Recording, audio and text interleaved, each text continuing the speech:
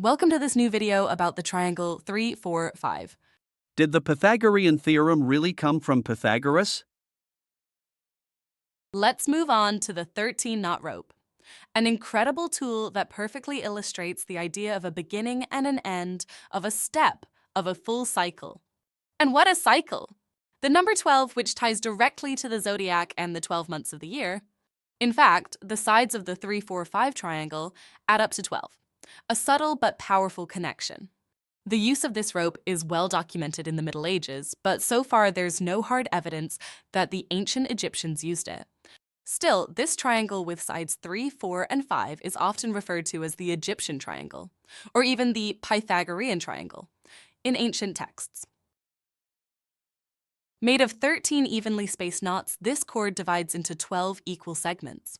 With it, you can draw a perfect equilateral triangle with 4 units per side, a square with 3 units per side, which can quickly become a rhombus, a classic 3, 4, 5 triangle, and with enough patience, even a 12-sided polygon or a circle.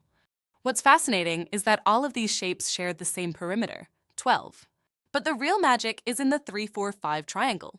Because it satisfies the Pythagorean theorem, it gives you a perfect right angle, an essential tool for builders and geometers throughout history. A quick reminder of the Pythagorean theorem? The square of the longest side of a right triangle is equal to the sum of the squares of the other two sides. For example, in the famous 3, 4, 5 triangle, 3 squared plus 4 squared equals 9 plus 16, which gives 25, exactly the square of 5. We'll come back to the Pythagorean theorem in the next video. The 13-knot rope is actually a practical tool that lets you draw a perfect right angle on the ground, no square needed. The 3, 4, 5 triangle has even more fascinating properties. For instance, its area is exactly 6. Remember the formula, base times height, divided by 2. Here, 4 times 3 divided by 2 is equal to 12 divided by 2 is equal to 6. In the next video, we'll also see that in some right triangles, the square of the smallest side equals the sum of the other two sides. And that's exactly what happens here. 3 squared really does equal 4 plus 5. The circumcircle, the circle that passes through all 3 vertices, has a diameter of 5, and its center lies on the side of length 5. And here's a little reminder, in any right triangle, the hypotenuse is always the diameter of the circumcircle.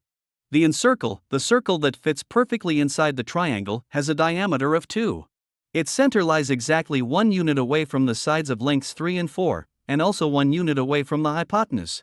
And here's where the magic happens. This layout reveals 2 golden ratios, in gray, at a diagonal, passing right through the center of that little circle. But let's not get ahead of ourselves, we'll dive into the golden ratio in a future episode.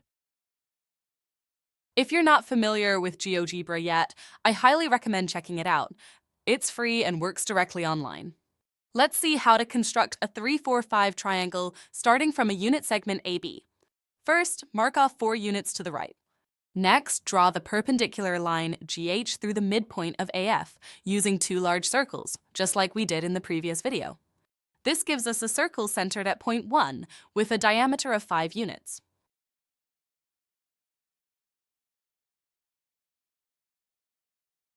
Now, mark off 4 units AE along the circle. Then, simply connect point J to A and then to F.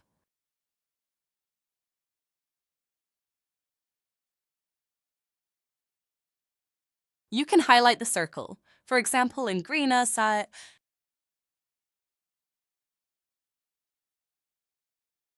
And finally draw the 3, 4, 5 triangle, here in blue.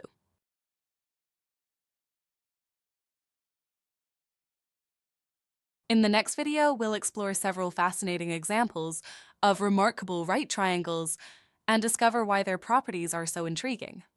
Feel free to rewind the video if you didn't take the time to draw this remarkable triangle. This is a great opportunity to get comfortable with the basics of geometric drawing before we dive into more complex concepts. Thank you for watching this video. See you soon for more discoveries on our channel. Sacred Geometry.